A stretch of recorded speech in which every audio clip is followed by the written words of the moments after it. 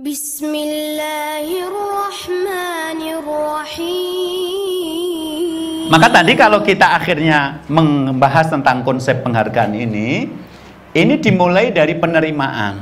Masing-masing kita punya kelebihan dan kekurangan dan itu tidak sama. Jadi nggak boleh bapak membandingkan anak bapak dengan anak bapak yang lain. Adiknya nilai matematikanya jelek, Anda bilang, "Dek, kamu kok nggak bisa sih kayak kakak? Kakak itu pinter loh matematika, masa kamu nggak bisa?" Emang nggak bisa. Kan aku kayak bapak, kakak kan kayak ibu, maka kakak pinter matematika, aku kan kayak bapak, maka bodoh kayak gini. Itu gimana coba kalau anaknya pinter jawab gitu? Gitu. Apalagi membandingkan sama anak orang lain, lebih nggak pantas. Kamu kok nggak bisa sih kayak ustadz, kayak anaknya ustadz? Ya nggak bisa lah, aku anak bapak kok kayak anak ustadz gitu loh. Gimana coba? Banyak orang tua yang begitu itu, akhirnya membuat anak menjadi tidak percaya diri karena dia merasa ditolak. Jadi seolah-olah bahwa yang diinginkan oleh bapak saya itu bukan anak seperti saya. Sama dalam kasus suami istri juga begitu. Ada istri atau suami yang lama-lama berpikir, sebenarnya istriku atau suamiku tidak bisa menerima aku kok sebenarnya. Karena kalimat yang diucapkan bernada kecewa. Coba kalau tahu gini, dulu aku nggak nikah sama kamu. Coba kalimat kayak gitu didengarkan. Ya. Kalau tahu gini, aku dulu milih mantanku, bukan kamu. Seharusnya aku tuh nggak nikah sama kamu. Sama siapa? Budemu gitu loh. Kalimat-kalimat seperti itu nggak penting dalam artinya, tapi membuat hati ini terluka gitu. Dan banyak orang menganggap kalimat seperti itu seperti angin lalu. Enggak, itu bersemayam di dalam hati ya. Wallahu alam. Nah, penerimaan dilanjutkan dengan pemahaman bahwa memang masing-masing keluarga kita, istri, suami, atau anak-anak itu memang memiliki kelebihan dan kekurangan masing-masing. Dan kita pahami, karena kita memahami, maka biarkan dia nyaman dengan dirinya. Karena itu kita kemudian memberikan penghargaan. Coba saya tanya di sini, pernah nggak misalnya bapak-bapak ngomong sama istri, "Terima kasih loh sayang, sudah memasakkan aku sarapan. Jazakumullah loh, sudah menyediakan baju dan mencucikan. Alhamdulillah loh, kau sudah mau menjadi istriku selama ini." Kadang-kadang kalimat-kalimat kecil yang menunjukkan penghargaan. "Terima kasih loh, kamu sudah memasakkan buat aku. Terima kasih loh, sudah bikinkan kopi aku. Terima kasih loh, sudah menyediakan bajuku." Itu membuat suasana rumah tangga menjadi tidak kering gitu loh, menjadi nyaman dijalani. Tapi banyak laki-laki yang menganggap seperti ini itu masalah yang sepele. Pernah nggak ibu-ibu kemudian ngomong sama suami, "Makasih loh ya sudah ngasih nafkah ke aku. Makasih loh ya sudah mau jadi suamiku. Karena ayah yang tampan kayak kamu itu nyari perempuan lebih cantik aku gampang kok. Tapi kalau kamu milih aku jadi istrimu, berarti aku kan beruntung dipilih laki-laki setampan kamu. Makasih loh sudah jadikan aku istrimu." Coba kalau dalam rumah tangga seperti itu yang terjadi, alangkah kayanya rumah tangga kita secara batin loh. Anak kita bangun pagi, alhamdulillah anak Umi soleh, bangun gak usah dibangunkan. Sholat subuh sendiri, berangkat ke masjid sama ayah, makan gak mecer-mecer, pakai baju seragam sendiri, mandi sendiri. Coba kalau kita menghidupkan seperti itu, kita setiap yang kita hargai dari keluarga ini akan membuat orang merasa percaya diri. Itu akan membentuk konsep dan harga diri dia. Coba saya diminta ngisi pengajian temanya tentang Suriah. Saya bilang, "Oh jangan ngundang saya nggak menguasai berita terakhir ke Suriah." Mungkin teman-teman di Sam Organizer yang mampu. Kalaupun saya menerima tawaran ini, saya harus banyak belajar dan satu malam mungkin tidak cukup. Maaf, saya tidak bisa. Saya lebih cocok kalau tema-temanya keluarga.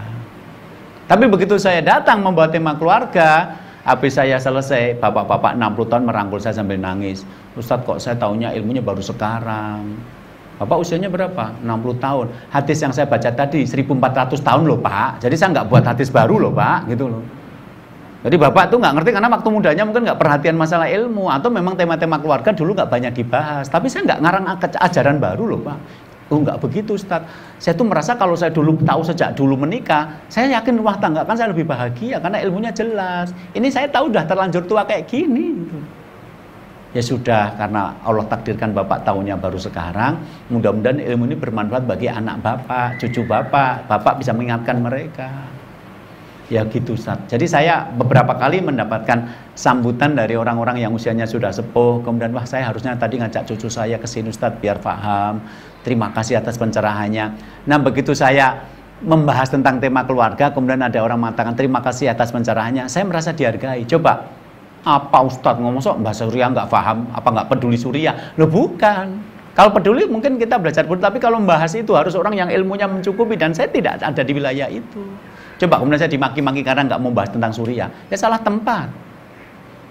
Jadi nanti cobalah kita melihat keluarga kita dengan lebih adil. Setiap anggota keluarga kita butuh diterima.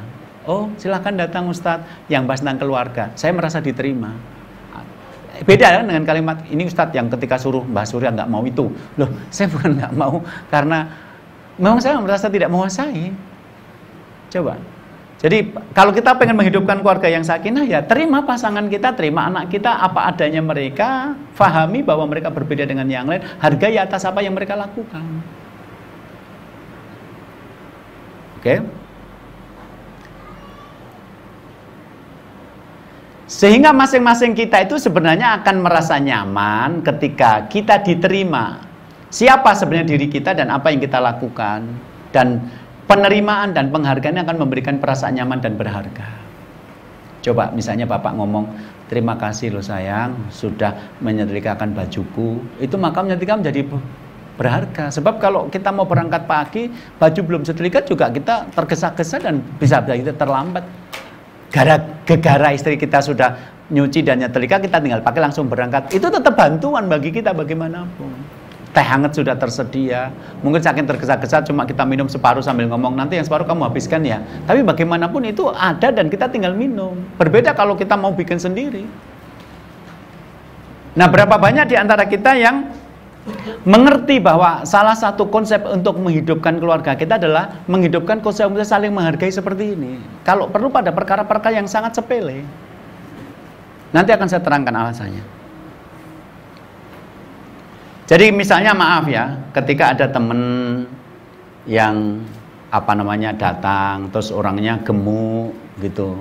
Begitu datang Anda langsung bikin lelucon. Wah, kowe saiki kurumen, kamu kurus banget gitu loh. Orang gemuk dibilang kurus tuh kebahagiaan tersendiri. Maka dia mengatakan, masa sih? Iya, kurugan daging. Kurugan tertimbun gitu loh, tertimbun daging. Maksudnya kamu itu kurus. Salah, kamu itu tertimbun daging gitu. Kayak kurugan daging gitu loh. Akhirnya langsung kecewa dalam hati. Tapi yang lain ketawa. Akhirnya dia pringis ikut ketawa. Tapi hatinya sebenarnya menangis. Kamu nggak tahu ya sebenarnya. Aku sudah menghabiskan jutaan untuk menguruskan badan dan gagal. Kamu itu memang dasarnya mesin boros, makan berapa banyak juga tetap kurus karena tidak barokah. Lah aku loh menghabiskan juta untuk menguruskan badan, nggak bisa. Kok ejek seperti itu? Kalaupun secara lahiriah dia ketawa-ketawa, aslinya batinnya menangis karena dia juga pengen kurus, nggak bisa-bisa. Sementara Anda enak kan jangan ngetawain dia. Apalagi ngomong, wih kurus semongko. Zaman dulu semangka itu kan nggak ada yang panjang, semuanya bulat. Jadi sekurus-kurusnya kalau semangka tetap bulat gitu loh. Itu kalau orang Jawa bilang begitu. Ada kurugan daging sama kurus semongko. Itu sindiran sebenarnya. Kamu kurus ya? Kurus semongko lah. Semongko kan bundar zaman dulu. Itu ada teman Anda yang warnanya hitam, datang langsung Anda bilang, loh kok kayak gerhana bulan hitam semua. Teman Anda ketawa semua, si hitam juga ketawa, tapi dalam hatinya memohon, please mbok jangan ngomong itu lagi. Karena aslinya orang tidak suka kalau kekurangan-kekurangannya ditonjol-tonjolkan dan diumumkan kepada orang lain.